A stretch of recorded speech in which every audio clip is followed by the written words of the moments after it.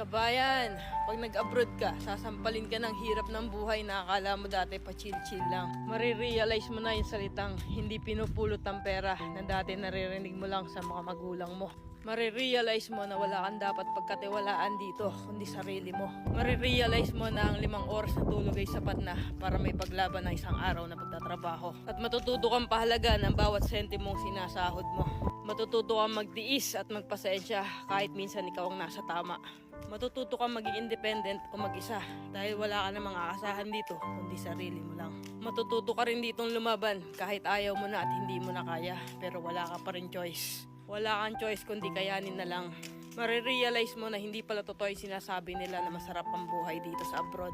Kasi pag nandito ka na, masasabi mo na lang talaga sa sarili mo na ang hirap pala. At totoo din yung sinasabi nilang lahat na nasa abroad ang pera pero wala dito ang saya. Kaya sa mga nagbabalak mag-abroad dyan, patibayan ng loob dito at bawal ang mahina, bawal ang sumuko. Kasi dito mo mararanasan ang realidad ng buhay kung saan patatagan ng loob ang labanan.